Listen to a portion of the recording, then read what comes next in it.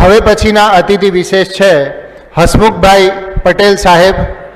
મૂળે પાલનપુર પાસેના ઇકબાલગઢના તેઓ વતની અને એક સામાન્ય કુટુંબમાંથી આજે તેઓ પોતે ગુજરાત રાજ્યના એડિશનલ ડીજીપી તરીકે સેવાઓ આપી રહ્યા છીએ. હસમુખભાઈ પટેલ સાહેબ ગુજરાત સરકાર તરફથી લેનારી તમામ ભરતી પ્રક્રિયાઓ છે તેમાં પણ સતત યુવાઓ સાથે જોડાયેલા હોય છે અને યુવાઓને માર્ગદર્શિત કરતા હોય છે. આવા મેધાવી વક્તા અને સમાજ પ્રત્યે પણ પોતાની જવાબદારી ખૂબ જ સરસ રીતે અર્પણ કરતા એવા ગુજરાત રાજ્યના એડિશનલ ડીજીપી શ્રી હસમુખભાઈ પટેલ સાહેબને હું વિનંતી કરીશ કે મંચ પર પધારે. Please welcome sir.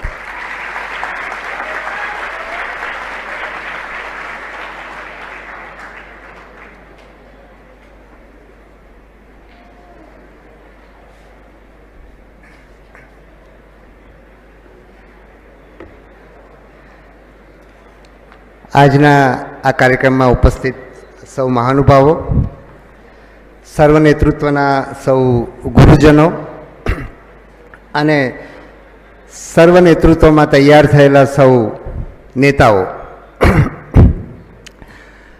આજના આ કાર્યક્રમની જે ઉર્જા છે એ અદ્ભુત છે. હું ને સુરેશભાઈ અમે આવતા હતા ત્યારે જે અમને એવું હતું કે અમે ચૂપચાપ આવીને બેસી જઈએ અને આખા કાર્યક્રમને ડિસ્ટર્બ ના કરીએ, પણ તમે લોકોએ જે રીતે સુરેશભાઈને વધાવ્યા એ એકદમ અદ્ભુત છે. થ્રુઆઉટ આખા કાર્યક્રમમાં જે ઉર્જા જોવા મળે છે બહુ સરસ છે. આ સંસ્થામાં જ્યારે પણ આવવાનું થાય ત્યારે જે સંસ્થાના મૂલ્યો છે એ હંમેશા સ્પર્શી જતા હોય છે. હું જે સંસ્થામાં ભણ્યો છું 8 થી 12 ધોરણ, વિસનગરની નૂતન સર્વ વિદ્યાલય, એ આની ભગીની સંસ્થા છે અને આ જ મૂલ્યોની વચ્ચે મને ભણવાનું મળ્યું છે. એટલે અહીંયા આવું એટલે મને એ મૂલ્યો યાદ આવે છે. હું રસ્તામાં સુરેશભાઈને કહેતો હતો કે અમદાવાદની બાજુમાં એટલે કે આવડા મોટા શહેરમાં રહીને એ મૂલ્યો જાળવવા, હું જ્યારે ભણતો હતો આજથી 40 વર્ષ પહેલાં, ત્યારની વાત જુદી હતી. આજે પણ આ સંસ્થા મૂલ્યો જાળવી રહી છે એ બહુ ખુશીની વાત છે. એ વાતાવરણમાં મને બોલવાનું થાય છે. એવા યુવાનો કે જે આ સંસ્થામાં તૈયાર થયા છે અને આશા હું રાખું છું કે આ યુવાનો આ સંસ્થાના મૂલ્યો સમાજમાં સતત પ્રસરાવતા રહે. કારણ કે આજે જે પ્રમાણે આપણે આર્થિક પ્રગતિની સાથે સાથે આપણે જે દોડ તરફ આગળ વધી રહ્યા છીએ એની અંદર આ મૂલ્યો જાળવવા બહુ બધા તમને ખાસ કરીને યુવાનોને મુશ્કેલ થતું હશે. તો એ યુવાનો જાળવી રાખે એવી ખાસ મને લાગે છે કે આ સંસ્થા એમાં બહુ મોટું યોગદાન કરી રહી છે અને એના ભાગરૂપે આજે આપણે સંગમમાં મળ્યા છીએ. મને પણ આ કાર્યક્રમમાં અવારનવાર વક્તા તરીકે આવવાનો લાભ મળ્યો છે અને એમાં હું ઘણું બધું શીખ્યો છું. એની પણ ક્યાંક વચ્ચે હું વાત કરીશ. આજના એ જે કલાકમાં મને એ પણ ખુશી છે કે મને જે સમય શરૂ કરવાનું હતું એ સમય શરૂ થઈ રહ્યું છે, જે સામાન્ય રીતે કાર્યક્રમોમાં થતું નથી. તો મારે સમય પૂરું કરવાનું છે એટલે તમારે મને કહેવાનું, એ સમય હું પૂરું કરી દઈશ. શરૂઆતમાં હું થોડીક વાત તમારા સમયમાં એટલે કે તમે જે યુવાન વયમાં હતા એ યુવાન વયમાં મેં કઈ રીતે પ્રગતિ કરી અથવા હું શામાંથી પસાર થયો એની કેટલીક વાત કરીશ અને પછી આપણે મોટાભાગે પ્રશ્નોત્તરી રાખશું. તો હું એકદમ શરમાળ અને આમ આત્મવિશ્વાસ ઓછો એવો મારો પહેલેથી સ્વભાવ, અને એમાં ઘરમાં વાતાવરણ બહુ સરસ. મારા માતા શિક્ષિકા હતા. મારા જન્મ પછી એમણે નોકરી છોડી, એમણે એમનું મતલબ ઘર સંભાળી, ખેતી સંભાળી, એ બધું કામ એમણે કર્યું અને 10 વર્ષની ઉંમરે એ વિદાય થઈ ગયા. અને પણ એમનામાં જે મુખ્ય ગુણ હતો એ શિક્ષક તરીકેનો, એટલે સતત શીખવું અને શીખવતા રહેવું. એટલે એમણે જેટલું આપવું જોઈતું તે બધું જ મને 10 વર્ષની ઉંમરે આપી દીધું. એટલે આજે પણ હું કામ કરતો હોય તો ઘણા બધા લોકો એમ કહે કે તમે શિક્ષક જેવા લાગો છો. તો એ મને મારા માતા પાસેથી મળ્યું છે. પિતા ખેતી કરતા અને સાથે સાથે ડૉક્ટર તરીકેનો વ્યવસાય સેવાના ભાગરૂપે કરતા, જે એમણે 45 વર્ષ સુધી કર્યો. અને એમાં એક બચપણની એક ઘટના હું કહીશ કે અમારી જમીનનો એક કેસ ચાલતો હતો. એ વિસ્તારની અમુક સમય પછી ખરીદાયેલી બધી જમીનના કેસ ચાલતા હતા. એમાં એક એટલે કેસમાં જ્યારે મામલતદારે કેસ ચલાવ્યો ત્યારે 500 રૂપિયાની માગણી કરવામાં આવી. એમણે જે નહીં આપ્યા અને એ કેસમાં પછી એ કેસ બહુ બધો ચાલ્યો, લાંબો ચાલ્યો, 5 વર્ષ સુધી ચાલ્યો. છેક લેન્ડ રેવન્યુ ટ્રાઇબ્યુનલમાં 2 વખત ગયો અને જમીનની કિંમત કરતાં લગભગ 3-4 ગણા પૈસા એની અંદર ખર્ચી દીધા. એ ઘટના બચપણમાં બનેલી છે, એની પણ કદાચ મારા જીવન ઉપર અસર હશે. 8મા ધોરણથી ગામડામાં શાળા હતી નહીં, એટલે 3-4 ધોરણમાં અડધો કલાક ચાલીને, 5મા, 6ઠા, 7મા ધોરણમાં 5 કિલોમીટર એટલે કે 1 કલાક ચાલીને નિશાળે જવું પડતું. પણ 8મા ધોરણમાં ગામમાં શાળા નહોતી એટલે વિસનગરની નૂતન સર્વ વિદ્યાલયમાં છાત્રાલયમાં ભણવાનું થયું. એ સંસ્થાએ બહુ મોટું યોગદાન આપ્યું અને એમાં 10મા ધોરણમાં અમારા ગુજરાતી શિક્ષક શ્રી આરજે પટેલ લગભગ 3 સ્થાન પામ્યા. એમણે ગુજરાતી ભણાવતા ભણાવતા સાહિત્યકારો વિશે બહુ વાત કરી. એટલે એ શિક્ષકે અમારા જીવનમાં બહુ બધું યોગદાન આપ્યું. એટલે અમારા ત્યાં એવું થયેલું કે પેલો શાળામાં વિજ્ઞાનના 2 વર્ગો હોય, આ વખતે વિદ્યાર્થીઓની સંખ્યા વધી એટલે 3જો વર્ગ શરૂ કર્યો. એટલે સૌથી નબળા શિક્ષકો અમારે ત્યાં મૂકવામાં આવ્યા. તો એ શિક્ષક અમારી સાથે બધી વાત કરે. શિક્ષક તરીકે એમ એટલે એટલું જે સામાન્ય રીતે આપણે શિક્ષકો શું કરીએ કે વિદ્યાર્થીઓ સાથે પોતાના સંઘર્ષોની વાત ના કરે, પણ એ પોતાના સંઘર્ષની પણ વાત કરે. અમારા વર્ગમાં નબળા શિક્ષકો મૂક્યા છે એની વાત પણ અમારી સાથે કરે અને અમે અભ્યાસમાં કઈ રીતે આગળ વધી શકીએ એની પણ વાત કરે અને સાહિત્યકારોની વાત કરી બહુ બધી. એટલે એના કારણે સંસ્કારની અંદર બહુ મોટું યોગદાન આપ્યું અને સાથે સાથે સાહિત્યમાં મને રસ પડવા માંડ્યો અને હું લાઇબ્રેરીમાં, શાળાની નાનકડી લાઇબ્રેરી છે એમાં રિસેસમાં જવાનું શરૂ કર્યું. અને પછી 11-12 ધોરણમાં મેં પેલી સંદેશમાં રવિવારની જે પૂર્તિ આવે, બીજા બધા લેખો આવે અને સંદેશમાં એ વખતે બહુ સારા કટાર લેખકો એ વખતે સંદેશમાં હતા. એ મેં વાંચવાનું શરૂ કર્યું. સંદેશે સ્પર્ધાઓ રાખી લખવાની, એમાં મેં ભાગ લેવાનું શરૂ કર્યું. ક્યારેય પ્રકાશિત ના થયું, ક્યારેય એમાં પસંદ ના થયું, પણ એ રીતે મને સાહિત્યમાં રસ પડ્યો. એની મારા જીવન ઉપર બહુ અસર પડી.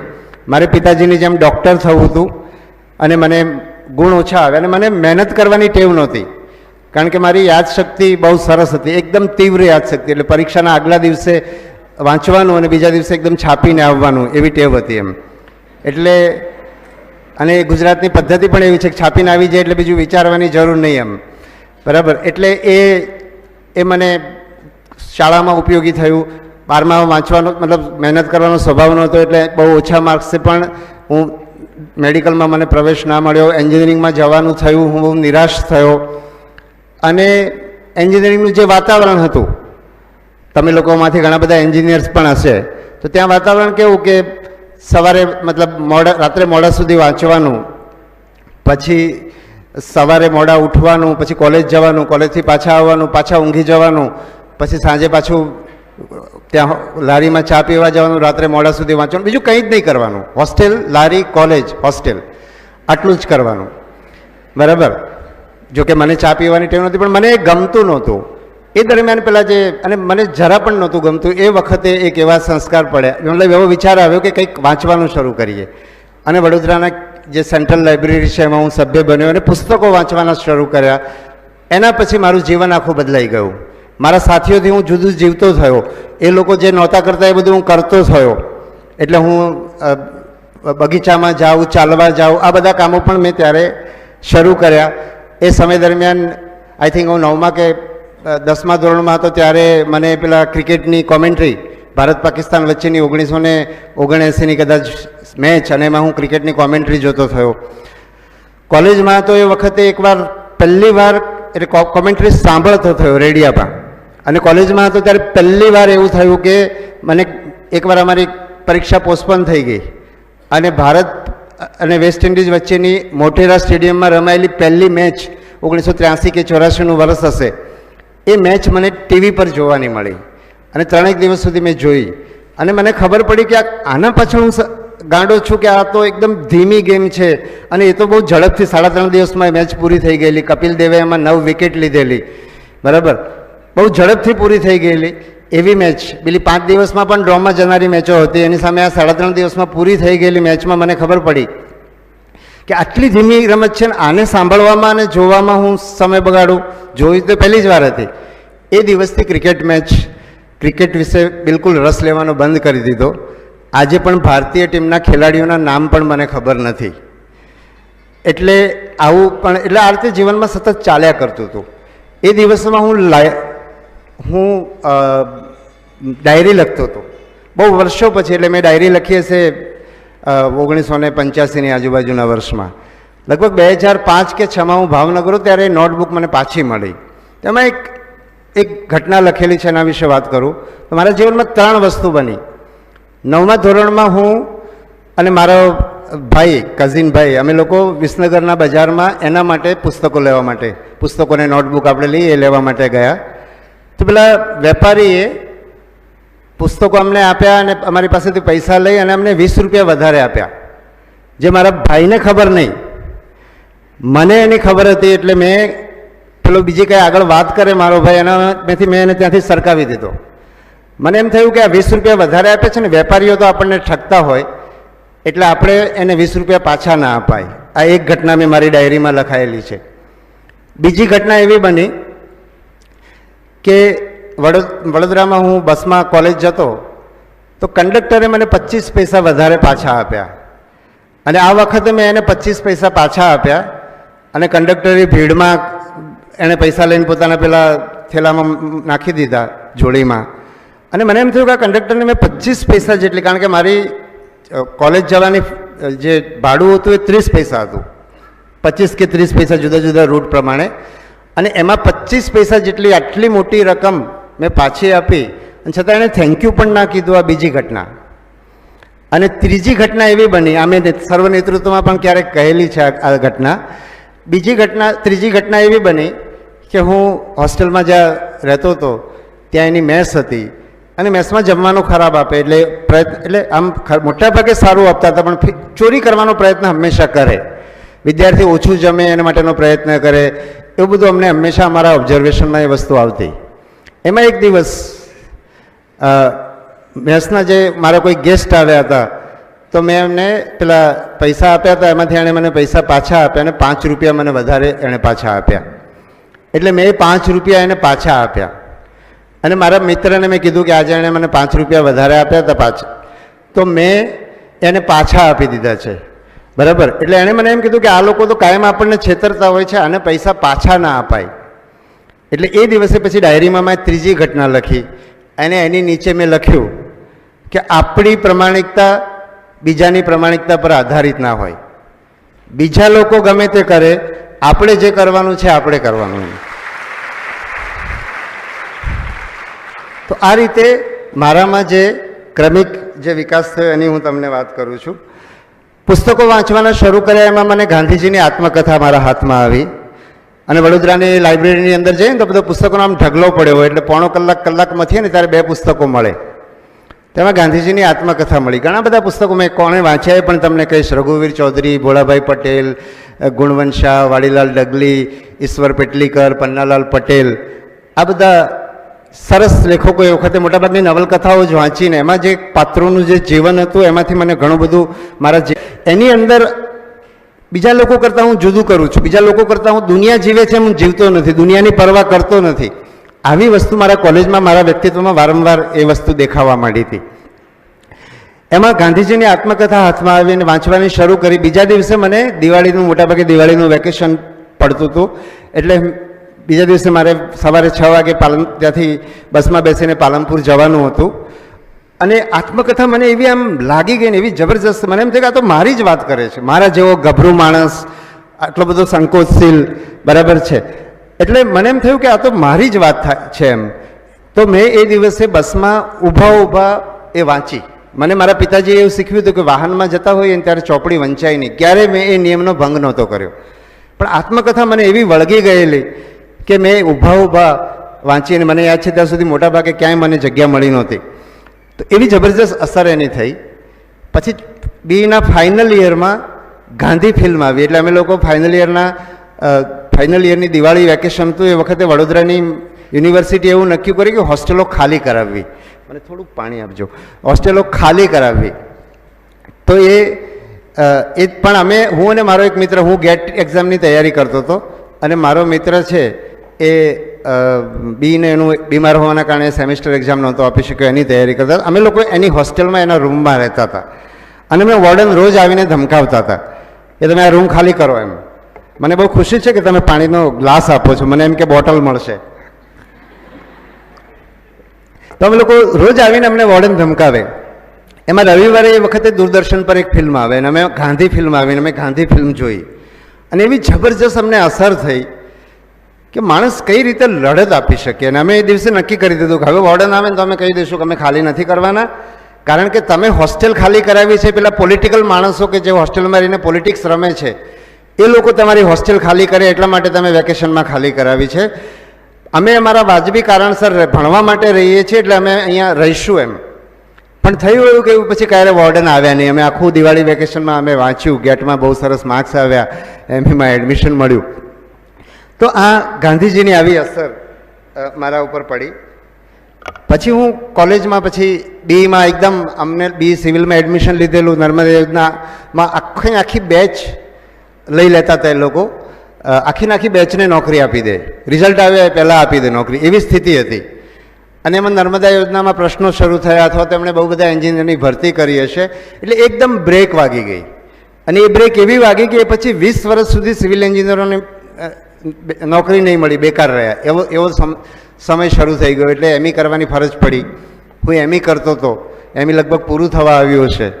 અને મારા રૂમમાં એક મારા ગામનો પ્રવીણ કરીને એક છોકરો રહેતો હતો, એનો એક મિત્ર હર્ષવર્ધન ગુજ્જર કરીને હતો. એ લોકો પહેલાં બીએસસી ભરૂચમાં સાથે ભણતા હતા ને અહીંયા આવીને લોકો એમએસસી કરવા માટે વડોદરા આવ્યા હતા. અને પેલો હર્ષવર્ધન છે એ હોસ્ટેલમાં રહેતો, આ પ્રવીણ પણ મારી સાથે હોસ્ટેલમાં રહેતો હતો. પ્રવીણ હંમેશા એમ કે હર્ષવર્ધન છે ને હવે એમએસસીમાં ભણવા નથી આવતો, એ સિવિલ સર્વિસ પરીક્ષા આપે છે અને એને અંગ્રેજી આવડતું નથી, ગામડીઓ છે સાવ, એટલે એણે બધી ડિક્શનરીઓ એવી ચોપડીઓ ખરીદવા માટે મારી પાસેથી 200 રૂપિયા લઈ ગયો છે. અને મને ખબર છે કે આ એમએસસી એ ચૂકી જશે, મારા 200 રૂપિયા પાછા નહીં આવે, આવી ઘણીવાર વાત કરતો હતો. એમાં એક દિવસ એટલે એકાદ વાર મારે હર્ષવર્ધનને મળવાનું પણ થયું હતું. પણ એક દિવસ એ આવ્યો તો એને બંનેનો એક કોમન ફ્રેન્ડ હતો, વિદ્યાનગરથી આવેલો હતો, એને લઈને પ્રવીણને મળવા માટે આવ્યો. અને પ્રવીણ રૂમમાં નહોતો એટલે હું એને ચા પીવા માટે લઈ ગયો. અને મેં એને કહ્યું કે આ સિવિલ સર્વિસ પરીક્ષા છે ને એ તો બહુ અઘરી હોય છે, ગુજરાતીઓ પાસ થતા નથી, આમાં તો ગુજરાતીઓને અન્યાય થાય છે, અંગ્રેજી ભાષામાં થાય છે, આમાં તો ગ્રુપ ડિસ્કશન હોય છે, હવે આપણને તો અંગ્રેજી બોલતા આવડે નહીં. એટલે હર્ષવર્ધને કીધું કે આ એક્ઝામમાં કોઈ દમ નથી એમ, અને આ એકદમ પ્રમાણિકતાથી એક્ઝામ લેવાય છે, ગુજરાતી ભાષામાં એક્ઝામ આપી શકાય છે, અને આમાં ગ્રુપ ડિસ્કશન હોતું નથી, ઇન્ટરવ્યૂ પણ ગુજરાતીમાં આપી શકાય છે. આવું એણે કીધું એટલે મને આ પરીક્ષામાં રસ પડ્યો અને મેં આ પરીક્ષા આપવાની શરૂઆત કરી. અને મારા જે સ્વભાવ હતો એ સ્વભાવના કારણે મહેનત કરવાની, હવે મહેનત બહુ કરી પણ બહુ વ્યવસ્થિત રીતે આત્મવિશ્વાસપૂર્વક મહેનત નહીં કરી. એટલે સમય પૂરેપૂરા 4 વર્ષ આપ્યા, જેમાં આત્મવિશ્વાસ હતો. દાખલા તરીકે પ્રિલિમ પરીક્ષા જેમાં એમ હતું કે આ તો આપણે પાસ જ ના થઈ, આપણું સામાન્ય જ્ઞાન હોય નહીં, એ પરીક્ષા પહેલાં એટેમ્પમાં હું પાસ થઈ ગયો 1.5 મહિનાની મહેનત પછી. અને પછી દરેક વખતે 2-2 દિવસની મહેનતે મેં પ્રિલિમ પાસ કરી. પણ મેઇનમાં મારામાં આત્મવિશ્વાસ નહીં, એના કારણે પૂરા 4 પ્રયત્નો થયા.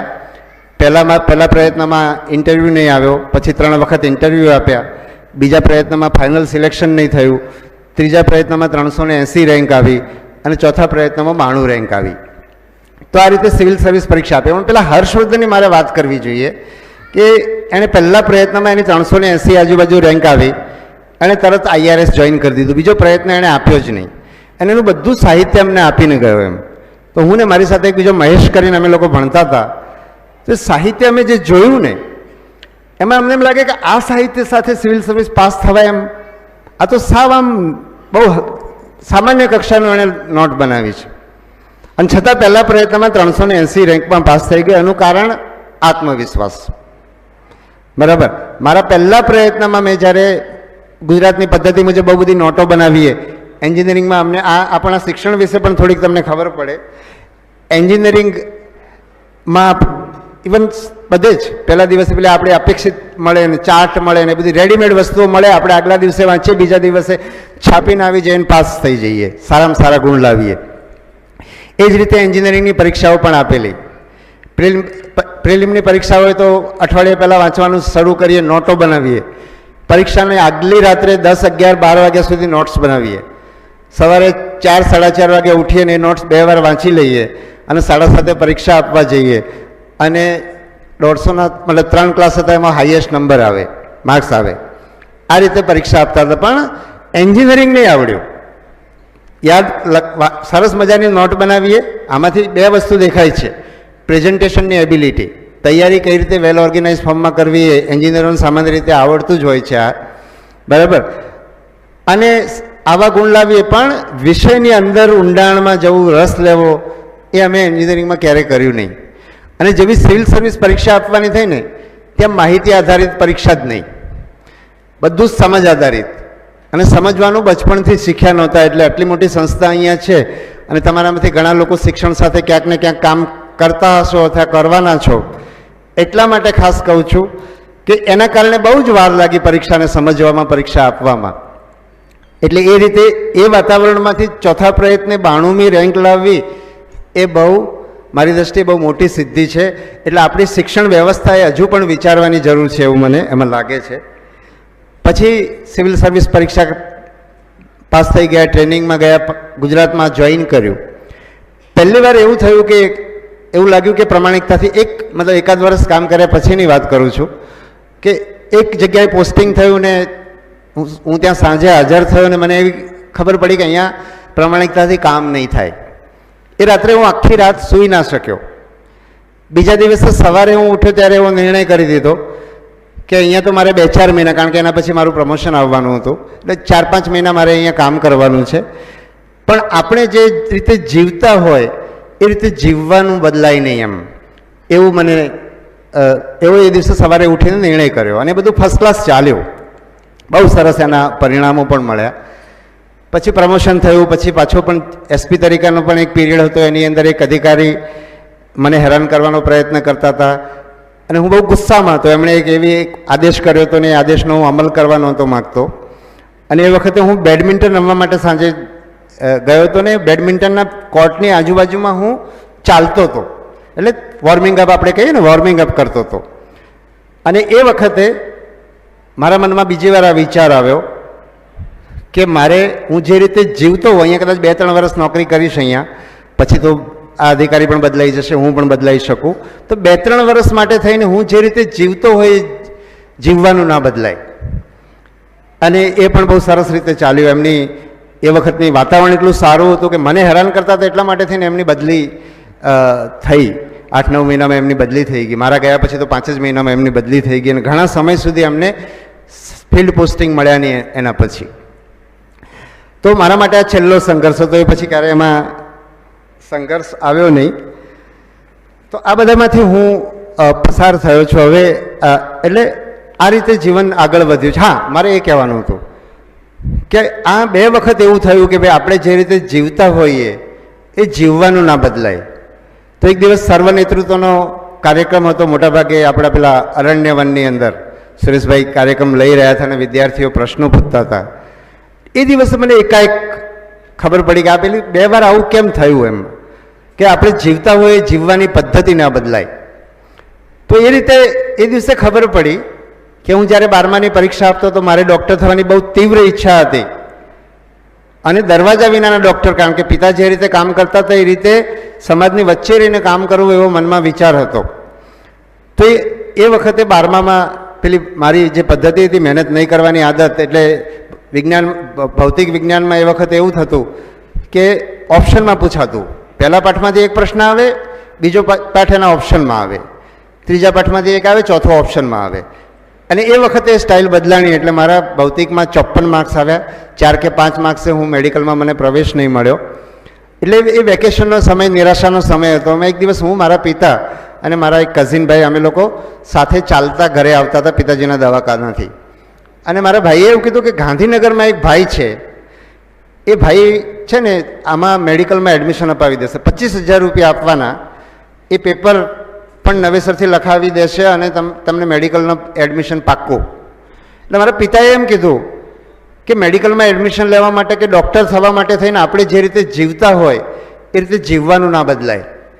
એની અસર મને આ જે પેલી 2 ઘટનાઓની અંદર જ્યારે પોલીસ અધિકારી તરીકે મારી પ્રમાણિકતા હું પ્રમાણિકપણે કરી શકીશ કે નહીં જે કામ એ વિશે શંકા જન્મી ત્યારે મને ત્યાંથી જવાબ મળેલો. અને એનો જવાબ મને મતલબ એણે મારા જીવનને દોર્યું છે. એટલે આટલી ઘટનાઓ મતલબ મારા જીવન વિશે મેં આ વાત કરી છે. મને લાગે છે કે તમને ઉપયોગી થશે. હવે 2-3 નાની વાતો કરીશ, અને એટલા માટે 2-3 નાની વાત કરીશ કે કારણ કે હવે પછી આપણે પ્રશ્નોત્તરી કરવાની છે, એટલે તમે લોકો પ્રશ્નોત્તરી માટે તૈયાર થઈ જાઓ. એટલા માટે 2-3 નાના મુદ્દાઓની વાત કરીશ 1-2 મિનિટમાં જ. એટલે એક વસ્તુ છે પ્રમાણિકતા. પ્રમાણિકતા એવી વસ્તુ છે કે જેનો સામનો નથી કરી શકતો. ક્યાંક સંઘર્ષ કરવાનો વખત આવે, પણ જો આપણામાં એ મજબૂતી હોય તો આપણે પ્રમાણિકતાપૂર્વક કામ કરી શકીએ છીએ, એવું હું બહુ આત્મવિશ્વાસપૂર્વક કહી શકું છું.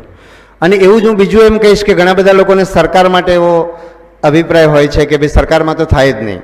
તો એમ કહું છું કે પ્રમાણિકતાપૂર્વક જીવવું સરકારમાં બીજા બધા ક્ષેત્રો કરતાં પ્રમાણમાં વધારે સહેલું છે. બીજી વસ્તુ નિડરતા. તો આ બંનેને સંબંધ છે. પ્રમાણિકતા વિના નિડરતા શક્ય નથી. ગાંધીજીની એમનો જે અભય છે એ અભય મને કાયમ સ્પર્શે છે, અને હંમેશા એવું થાય કે એ સ્તરે ક્યારે પહોંચાય. કેટલી બધી વાર એમના ઉપર હુમલા થયા, અને છેલ્લે પણ એ હુમલામાં જ મતલબ એમની હત્યા જ થઈ. એ પ્રકારના અભયે પહોંચવા માટે એ પ્રકારની પ્રમાણિકતા જોઈએ. અને એ પ્રમાણિકતા માત્ર પ્રમાણિકતા એટલે પૈસા નહીં લેવા એવું નહીં.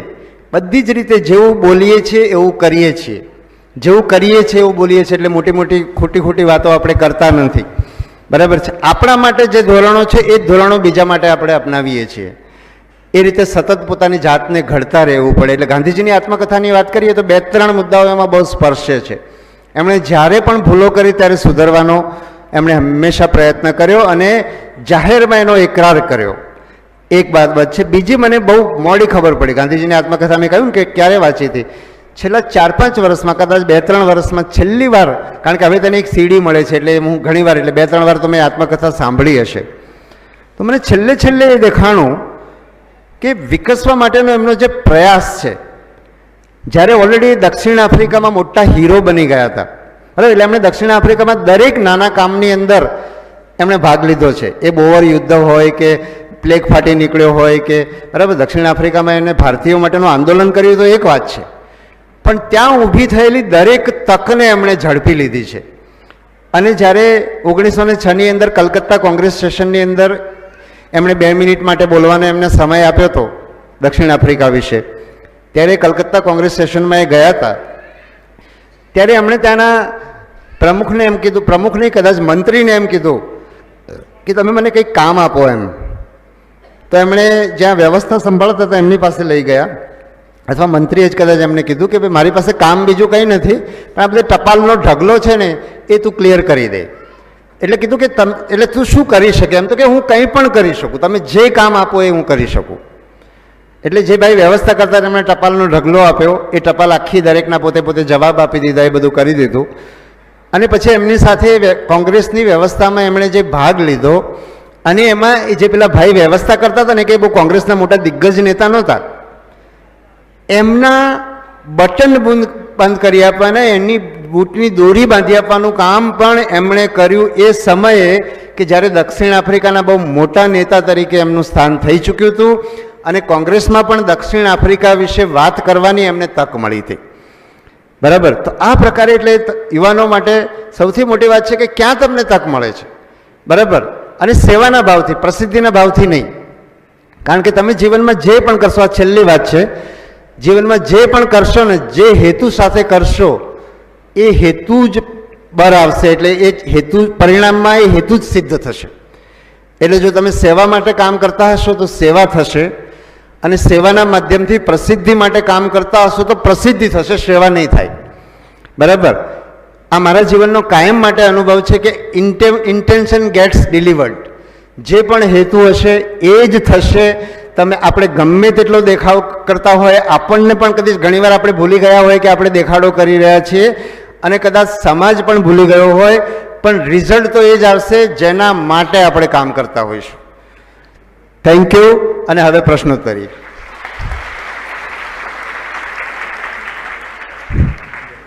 હે ના મને નહીં જોઈએ, લઈ જાઓ. હા, તો તમારા પ્રશ્નો આઈ થિંક માઇક આવી રહ્યું છે, તમે હાથ ઊંચો કરશો તો તમને માઇક મળશે.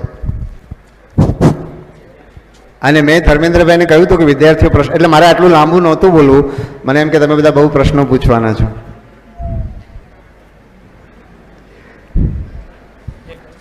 Hello sir. Yes. This side. ક્યાં છો એ ખબર નથી, પણ તમારો અવાજ આ આવે. બાજુ આ ઊભી રહી. કઈ બાજુ? આ બાજુ. જમણી બાજુ. ઓકે. Good morning sir. મારું નામ નિર્મોહી જાની છે. હું SN74 બેચમાં હતી અને મારો પ્રશ્ન તો પછી પૂછું, બટ પહેલાં હું તમને એ કહી દઉં કે you are my ideal person.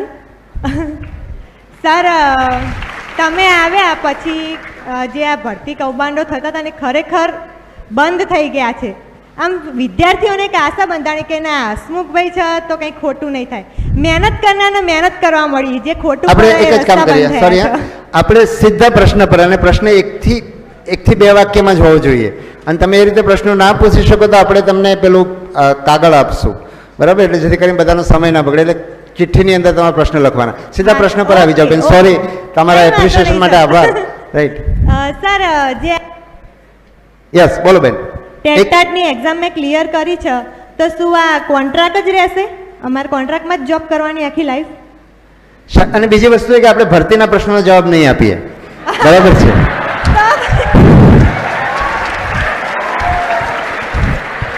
કારણ કે એના માટેનો કાર્યક્રમ નથી, બરાબર? તમને એ પ્રશ્ન તમે અમારા હેલ્પલાઇન પર પૂછજો, એટલે તમને એનો જવાબ મળી જશે, બરાબર? આપણે એ પ્રશ્નનો જવાબ નહીં, મતલબ માત્ર આપણે આજના કાર્યક્રમ માટેની નેતૃત્વની જ આપણે વાત કરશું, બરાબર? Okay, thank you. ચાલો. હા, sorry. It's okay sir. Good morning sir. હા, મારું નામ ડૉક્ટર રોનક કડિયા છે. અમે ઓર્ગન ડોનેશન માટે અવેરનેસ માટે લાંબા સમયથી કામ કરી રહ્યા છે.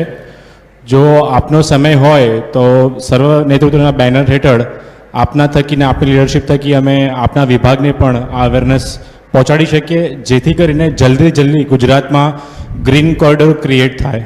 ઓકે, મને બહુ સમજાણું નથી તમારી વાત, પણ તમે મને મળજો અને આપણે જે કંઈ 30 સપ્ટેમ્બર પછી કંઈ પણ કરવું છે તો કરી શકશું, બરાબર? ઓકે. હા, સીધા પ્રશ્ન પર આવીએ આપણે. મને લાગે છે કે કંઈક કન્ફ્યુઝન છે. આપણો સમય, હા, બોલી જાઓ.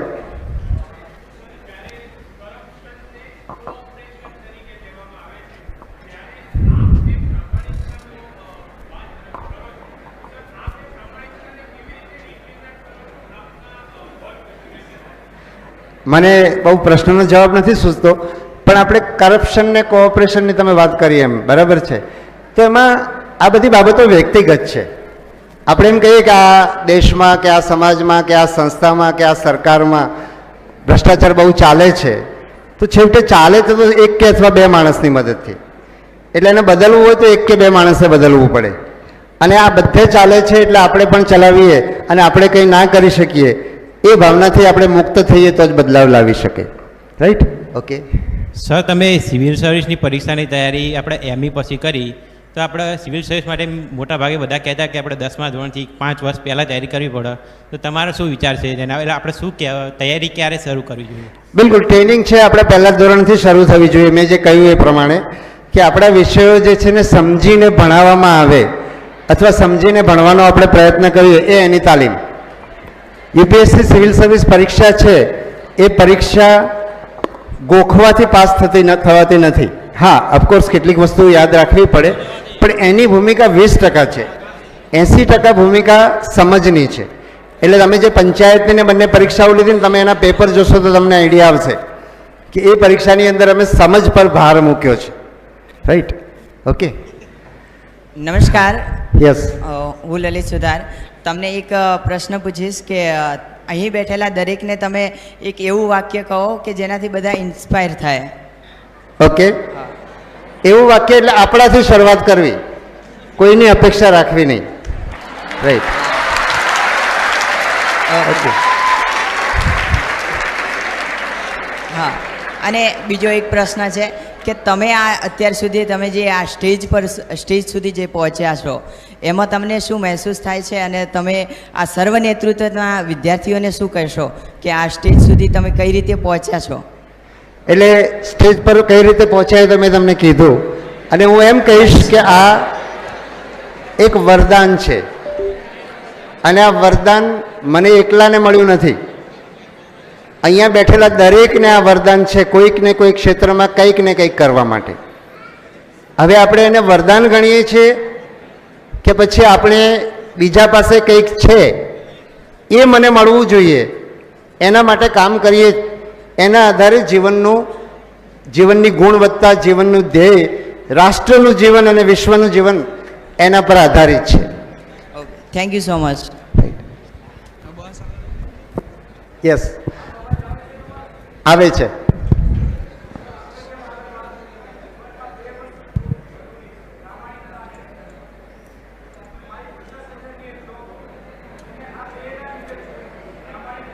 તમે એમને સાંભળવા દેજો, અવાજ નહીં કરતા. હા,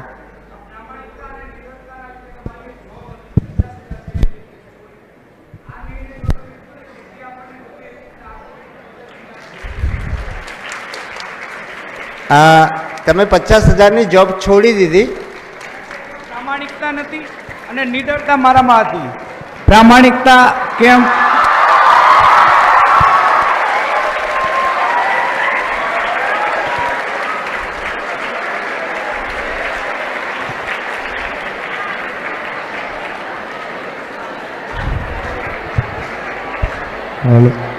છેલ્લું, યસ, છેલ્લું બોલી દો. સર, જિંદગીમાં જીવવાની રીત ના બદલવી જોઈએ, પણ ઘણી વખત લાઈફમાં થાય કે જિંદગીને આપણી રીત બદલ્યા સિવાય આપણી પાસે છૂટકો જ ના હોય. જિંદગીમાં આપણે જેવી રીતના એવી રીતના છૂટકો જ ન કે આપણે થોડુંક માઇક દૂર રાખીને બોલો, આવશે અવાજ. હાલો હાલો, સોરી. તો જિંદગીમાં અમુક વખત સાહેબ એવી સિચ્યુએશન આવી જાય કે તમે તમારી રીતે, તમે જેવી રીતના વિચાર્યું. ઓકે ઓકે, એવું એટલે તમારા સંજોગો જુદા હોઈ શકે, એટલે તમારા જીવનમાં નોકરી છોડ્યા સિવાય પ્રમાણિકતાથી જીવવું શક્ય ના હોય એવું બની શકે, પણ સામાન્ય રીતે માણસે એ પણ ક્ષમતા કેળવવાની હોય, કારણ કે જિંદગી તો એક પેકેજના રૂપમાં મળે છે. આપણે હવે આ માઇક સારું થયું, થોડુંક વધારે નજીક હતું.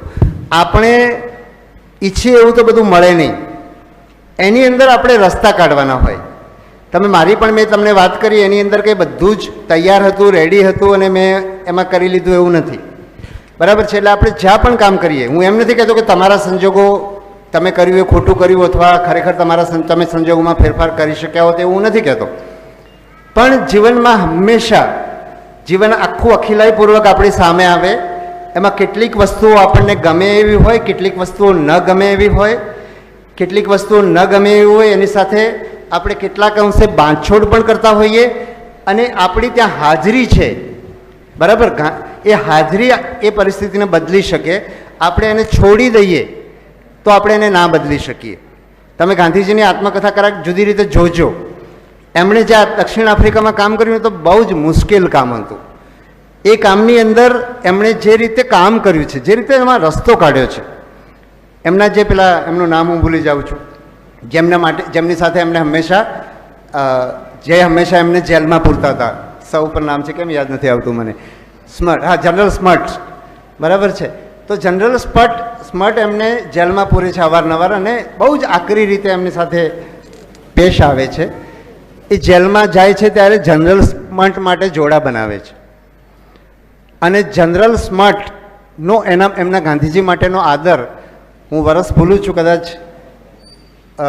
ગોળમેજી પરિષદ હોય કે એવો કોઈક સમય છે, જેમાં general smart, I think, yes, Dandi march પછીના સમયની વાત છે, હું જો ભૂલતો ના હોતો, જનરલ સ્મર્ટ બ્રિટિશ સરકારને એવું કહે છે કે ગાંધીજી સાથે વાત કરવી હોય તો હું આવવા તૈયાર છું. ત્યારે તો એ નિવૃત્ત થઈ ગયા છે, બરાબર છે. એટલે આપણે જીવનમાં બધું ખરાબ છે, હું તો છોડી દઈશ કે હું બદલી જ દઈશ. બદલવાની પ્રક્રિયા એ સ્વિચ જેવી નથી કે આમ સ્વિચ પાડી અને લાઇટ થઈ જાય, બધું અંધારું દૂર થઈ જાય. એ તો એમાં નાના નાના દીવા કરવા પડે. એ દીવા, એક દીવો પ્રગટાવ્યા પછી બીજા દીવાઓ પ્રગટે અને ધીરે ધીરે અજવાળું થાય, એવી પ્રક્રિયા હોય છે. રાઈટ? ઓકે, ચાલો નેક્સ્ટ. નમસ્તે sir, this side, Shreyas Jani. Sir મારું નામ શ્રેયસ જાની છે, આગળની રોમાં થર્ડ રો નીચે. હું તમારા અવાજને જ ધ્યાન આપીશ, મને એટલો સમય નહીં આપું તમને શોધવાનો. જી સર. હવે પ્રામાણિકતા અને એથિક્સની વાત છે ને સર, આપણે સાંભળવામાં, બોલવામાં, વાંચવામાં અથવા કોઈ સાથે ચર્ચામાં બહુ સારી લાગે છે, પણ જ્યારે રિયલ લાઈફમાં આપણે જીવવાનું આવે છે ને ત્યારે ખૂબ કઠિનતા આવે છે. તો ત્યારે આપણે થોડુંક કોમ્પ્રોમાઇઝ કરીને આગળ ચાલવું જોઈએ કે એથિક્સ વિશે જરાય કોમ્પ્રોમાઇઝ ન કરવું જોઈએ? એટલે એમાં એવું છે કે તમે શાનો કોમ્પ્રોમાઇઝ, શાના માટે બાંધછોડ કરી રહ્યા છો? બે ત્રણ વસ્તુઓ જોવી પડે. પહેલી વસ્તુ તો એ જોવી પડે કે તમારી મર્યાદાના કારણે તમને પરિસ્થિતિ એવી લાગે છે કે આમાં બાંધછોડ કરવાની જરૂર છે. સૌથી પહેલાં તો આ જોવું પડે, બરાબર છે. ઘણીવાર આપણી મર્યાદાઓ એવી હોય કે આપણને એમ લાગે કે આમાં પ્રમાણિકતાથી જીવવું શક્ય નથી. એટલે સૌથી પહેલાં તો આપણી જાતને તપાસવી પડે, આ પહેલી વસ્તુ. બીજું, તમે ધારો કે બાંધછોડ કરી રહ્યા છો તો શાના માટે કરી રહ્યા છો? તમે જે કરવા માગો છો એ એનાથી આગળ વધે છે કે એમાં પીછેહટ થાય છે? આ બે મને અત્યારે ઇમિડિયેટ સૂજે છે, આ બે વસ્તુ સૂજે છે. પહેલા નંબરની વાત વધારે મહત્ત્વની છે. અમે ગુજરાત વિદ્યાપીઠમાં ગાંધી કથા નારાયણભાઈ દેસાઈ કરતા હતા તો ઘણા બધા લોકો એમ કહેતા હતા કે ગાંધી મને કષ્ટ આપે છે. મેં એવું કહ્યું કે મારે ખરેખર એક પુસ્તક લખવું છે નાનકડું કે ગાંધી મને બળ આપે છે, બરાબર. અને હા, મને હવે તમે લોકો બહુ એટલા બધા પ્રશ્નો નથી પૂછતા, હું તમને એક અનુભવ કહું. મેં તમને બે અનુભવો કહ્યા, એકાદ અનુભવ મેં લખ્યો તો મારે કહેવાનો રહી ગયો. બેસો તમે, થોડોક ટાઈમ લેશે, 3-4 મિનિટ લેશે. તો મેં તમને આ બે અનુભવ કીધા. એની વચ્ચેનો એક સમય એવો હતો જ્યારે હું પોરબંદર એસપી હતો, બલકે પહેલા અનુભવ પછી તરત જ. એ વખતે એવું થયું કે અમે એક બહુ પડકારજનક સ્થિતિનો સામનો કરી રહ્યા હતા અને મેં કહ્યું મારો આત્મવિશ્વાસ તો હંમેશા ઓછો રહ્યો છે, એટલે મને વધારે પડકાર લાગે સમજી શકાય એવું છે. તો એમાં 2 ઓક્ટોબર 1997નો દિવસ અને સવારે 5:30 કે 6 વાગે, મને અત્યારે એવું થાય છે, મને યાદ છે કે 6 વાગે તો હું બહાર નીકળી ગયો હતો ત્યાંથી, પણ મને એમ લાગે કે એટલું વહેલું ગાંધીજીનું જે જન્મસ્થળ છે ખુલ્લું હશે એવો મારા મનમાં સવાલ થાય. પણ એટલા વાગે હું ત્યાં જઈને ગાંધીજીના જે રૂમમાં એમનો જન્મ થયો છે, જ્યાં એમના માતાના પિતાના મોટી તસવીરો એટલે કે પેઇન્ટિંગ છે, ત્યાં ઊભા રહીને મેં એવું કહ્યું કે તમે જે રસ્તે ચાલ્યા ને એ રસ્તે ચાલવાનું મને બળ આપજો.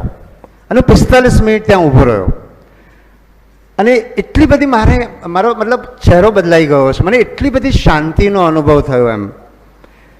પછી એના પછીના સમયની વાત કરું છું. આ તમને વાત કરી રહ્યો છું લગભગ 1997, 2 ઓક્ટોબર 1997. ડિસેમ્બર 2006ની અંદર હું ઇઝરાયલમાં એક તાલીમમાં ગયો અને અમે લોકો જેરુસલેમ ગયા.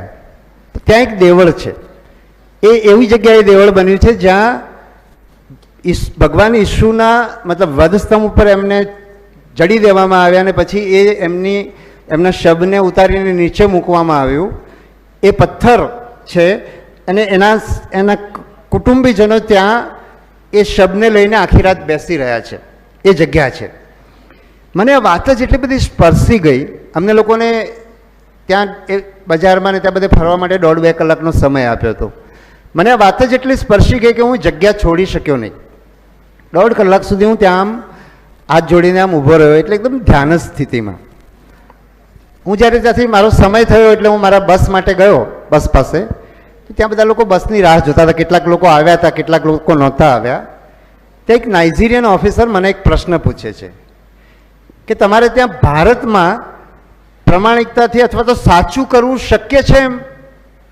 આ પ્રશ્ન જુઓ તમે, પ્રશ્નનો અંતરાલ જુઓ. ગાંધીજીનેથી 1900 વર્ષ પહેલાં ઈશુની સામે આ પ્રશ્ન હતો. ગાંધીજીના 100 વર્ષ પછી મારી સામે આ પ્રશ્ન હતો. જેરુસલેમમાં આ પ્રશ્ન હતો. ભારતમાં આ પ્રશ્ન હતો અથવા છે. અને નાઇજીરિયનના મનની અંદર પણ આ જ પ્રશ્ન છે.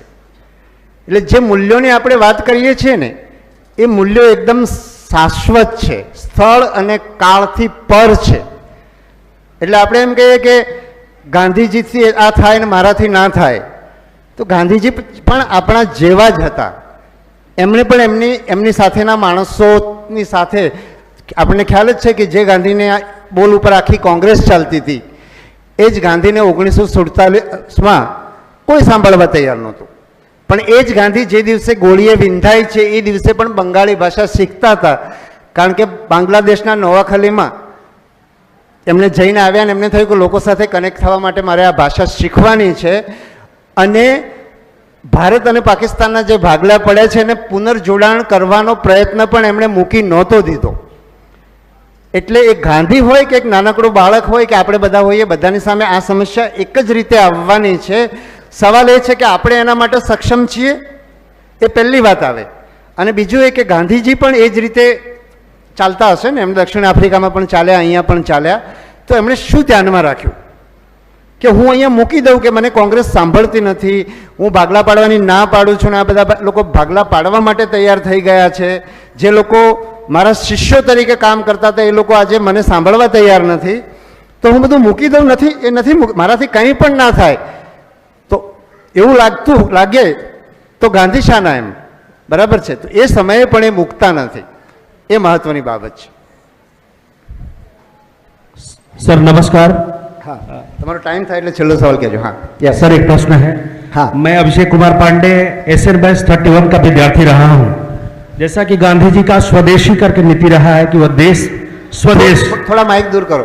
अच्छा सर। हाँ सर, मेरा पूछना यह है कि संस्कृत और तमिल जिनका इतिहास 5000 वर्ष पुराना तक रहा है, लेकिन हेलो, હું મારા કાનને તમારી બાજુ લાવું છું. હા, ફરી કહો, ક્યાં છો તમે? હાથ ઊંચો આમ કરો તો. યસ. हाँ यस सर। हाँ सर, मैं अभिषेक कुमार पांडे एशियन बैच 31 का विद्यार्थी रहा हूँ। जिज्ञासावश मेरा प्रश्न यह है कि हमारे देश की दो पुरातन भाषाएं संस्कृत और तमिल, जिसमें दोनों 5000 वर्ष पुरानी है, लेकिन आज तमिल जहाँ तक अपना सर्वांग विकास कर रहा है और संस्कृत धीरे धीरे लुप्त होते जा रहा है, जबकि संस्कृत ही वो भाषा रही है जिसने ग्रहों का अवलोकन ये दुनिया 200 साल पहले कर पाई सैटेलाइट के माध्यम से, लेकिन संस्कृत ने कई हजार वर्ष पहले कर दिया। जिसमें श्लोक है कि ब्रह्मा मुरारी त्रिपुरांतकारी भानु शशि भूमिस्थो बुधश्च गुरुश्च शुक्रश्च राहु केतवः। प्रश्न पे आ जाइए ना, एक वाक्य में प्रश्न पूछ लीजिए। सर, हम संस्कृत का फिर से उत्थान किस प्रकार कर सकते हैं, उसे लुप्त होने से कैसे बचा सकते हैं? यही मेरी जिज्ञासा। भाषा समय के साथ बदलती है। आज हम कहेंगे कि संस्कृत आज हम कैसे विकास करें, तो ये सवाल तो भगवान बुद्ध के सामने भी था। उस समय उन्होंने जो लोक बोली थी उसके अंदर उन्होंने अपना काम किया। तो हम संस्कृत के जो अच्छे विचार हैं, उसका साहित्य है, आज हम संस्कृत के उत्थान के लिए फिर से हम संस्कृत भाषा बोल नहीं पाएंगे, लेकिन उस भाषा के अंदर, ये मेरी समझ है और मैं इसका एक्सपर्ट नहीं हुआ, मेरे ख्याल से विषय के बाहर का हम सवाल भी कर रहे हैं, फिर भी मैं जल्दी से उसका जवाब दे दूं ताकि विषय के, वास्तव में विषय के सवाल के बारे में हम बात कर पाएँ। तो मतलब संस्कृत के अंदर जो अच्छी चीज़ें हैं, उसका जो साहित्य है, उस समय का जो संस्कार था, राइट, उस समय के जो मूल्य थे, उसको हम आत्मसात करने की कोशिश करें, ऐसा मेरा मानना है। धन्यवाद sir. Good morning sir. Sir, मेरा नाम कृत गोस्वामी है और मैं SN 57 बैच से हूँ। सर, मेरा क्वेश्चन ये है कि जो सेल्फ कॉन्फिडेंस है उसको कैसे इंक्रीज किया जाए और जो फियर है हमारे अंदर सर उसको कैसे निकालें? बिल्कुल, सेल्फ कॉन्फिडेंस के अंदर दो तीन चीज़ें मैं आपको जल्दी क्योंकि सेल्फ कॉन्फिडेंस के बारे में तो पूरा एक सेशन कर सकते हैं हम लोग, तो दो तीन छोटी मोटी बातें। एक तो अपने सेल्फ कॉन्फिडेंस क्यों नहीं है उसकी बात कर दूँ। सेल्फ कॉन्फिडेंस इसलिए नहीं है कि हमको बचपन में सब लोगों ने हमारी गलतियाँ निकाली है, तो हमको लगता है कि हमारे में कोई अच्छाई नहीं है। आम तौर पे हमें अपनी गलतियां दिखती है, आम तौर पे 95% लोगों में।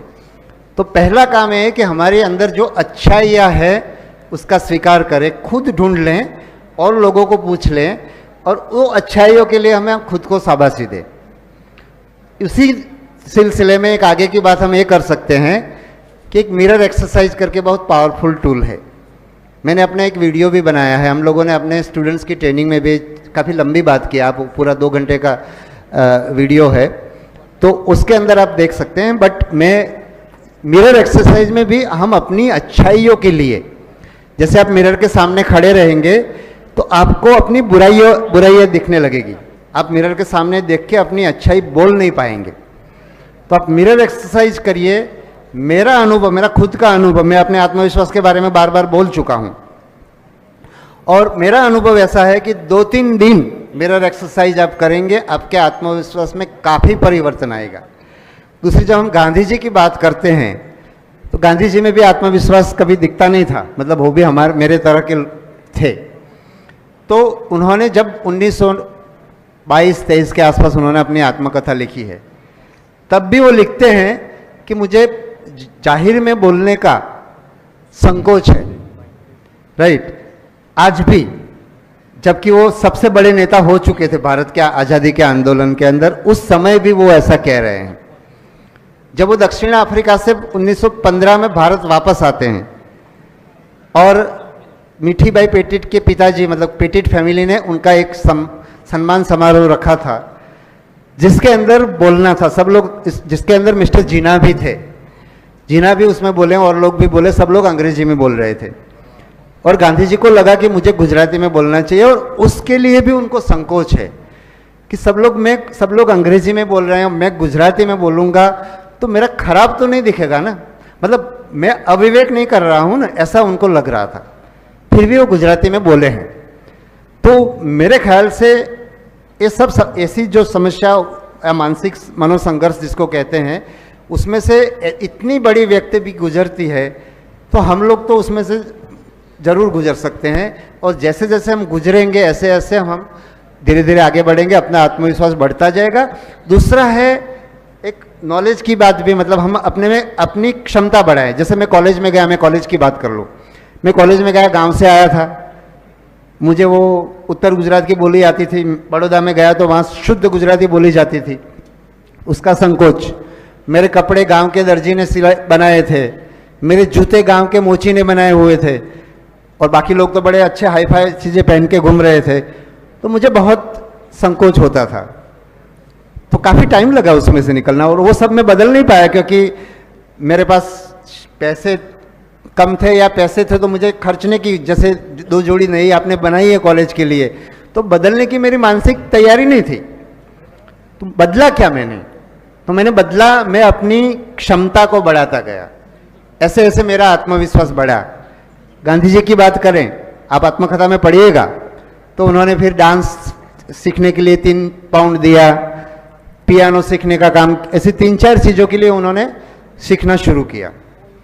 और उसमें मिस्टर बेल करके थे, तो उन्होंने जो उनसे जो बात हुई उससे लगा, गांधी जी अपनी आत्मकथा में गुजराती में लिखते हैं, बेल साहेबे मारा मनमा घंट वगाड़ो, मतलब मुझे बताया कि तुझे सीख के क्या करना है। तो मैंने फिर सबको मतलब मना कर दिया कि भाई मैं अब ये नहीं सीखना चाहता हूँ, आप मुझे पैसा वापस दे सकते हैं तो दे दीजिए। और उसके बाद मैंने पढ़ना शुरू किया। आत्मकथा में शब्द हैं, हूँ साचो विद्यार्थी बन्यो। मेरे ख्याल से सबके लिए आत्मविश्वास के लिए यही सबसे बड़ी कुंजी है। अब लास्ट सवाल एक नहीं, मेरे ख्याल से पूरा हो गया। So hello, thank you so much. Thank you sir. Thank you. Hello, અમારા સ્વયંસેવક મિત્ર અને અમારા પ્રોફેસર ભાઈ શ્રી સુરેશભાઈ મુંજાણીનો આજે જન્મદિવસ છે ને તમારા હસ્તે અમે એમને સ્મૃતિ ચિહ્ન પ્રદાન કરવા માંગીએ છીએ। માત્ર 1 મિનિટ। कड़ी सर्व विश्वविद्यालय संलग्न सर्व नेतृत्व प्रोग्राम के 75 बैचेस कंप्लीट होने पर सर्व अमृत संगम के इस अवसर पर जो सर्व नेतृत्व के प्रोग्राम कोऑर्डिनेटर और असिस्टेंट प्रोफेसर हैं, ऐसे हमारे सूरज मुंजानी सर का आज जन्मदिन भी है। तो ऐसे सुनहरे मौके पर हार्दिक शुभकामनाओं के साथ सर्व नेतृत्व टीम की ओर से एक छोटा सा प्यार भरा भेंट जो हम आज सूरज सर को देना चाहते हैं। मैं चाहूंगा कि आईपीएस ऑफिसर मिस्टर हसमुख पटेल जी द्वारा दी जाए। उससे सूरज जी को बहुत बहुत बधाई देना चाहूंगा। Once again wishing you a very happy, healthy and peaceful birthday Suraj sir. Professor doctor Ashishbhai Bhua साहेबने હું વિનંતી કરવા માંગીશ કે હસમુખભાઈ પટેલ સાહેબનું સ્મૃતિ ચિહ્ન પ્રદાન કરીને સન્માન કરે। ડૉક્ટર આશીષ ભુવા સાહેબ।